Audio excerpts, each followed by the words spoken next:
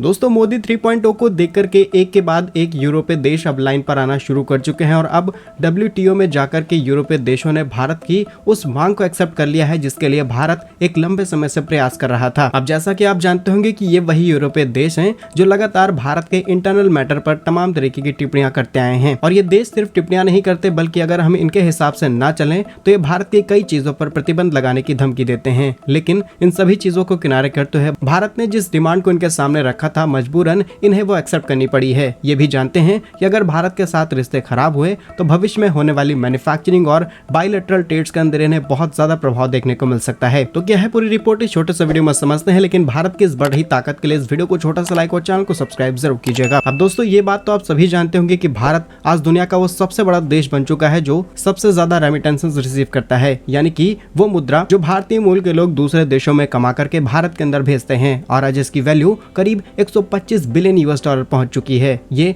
दुनिया में सबसे ज्यादा कमाई करने वाला देश भारत बन चुका है और आप यकीन नहीं करेंगे कि कई देशों की अर्थव्यवस्था इतनी ज्यादा नहीं होती है और आज के समय में 100 से भी ज्यादा ऐसे देश हैं जिनकी अर्थव्यवस्था 100 बिलियन डॉलर भी नहीं है। लेकिन यहाँ पर कई यूरोपीय देश भारत की इस बात को नहीं मानते थे। बात यह है कि जब भी कोई भारतीय नागरिक वहां से पैसा देश के अंदर भेजता था तो ये देश उसके ऊपर कई तरीके के टैक्स लगाते थे और ऑलरेडी ये देश अपने नियम कानून के हिसाब से ऑलरेडी उस पर टैक्स काट लेते थे, यानी कि काफी बड़ी कट यहाँ पर देखने को मिल रही थी। और इसी चीज को लेकर के भारत ने WTO यानी कि वर्ल्ड ट्रेड ऑर्गेनाइजेशन के अंदर एक अपील डाली और अपील ये थी कि इसको किसी तरीके से मिनिमाइज किया जाए और आज तमाम यूरोपीय देश जहां से भारत को रेमिटेंसेस रिसीव होते हैं उनने ये बात मान ली है और WTO की इस बात पर ठप्पा लगाया जा चुका है। लेकिन अमेरिका ने इस बात को अभी तक एक्सेप्ट नहीं किया है और ये बात जानकर के आप हैरान हो जाएंगे कि सिर्फ इस एक फैसले से भारत को करीब 65,000 करोड़ रुपए की कमाई होने वाली है, या फिर कहें भारत इससे करीब 65,000 करोड़ रुपए सेव करने वाला है। और ऐसा पहली बार नहीं है। WTO में ब्राजील और तमाम देशों ने भारत के खिलाफ कई तरीके के केसेस डाले जहां पर भारत ने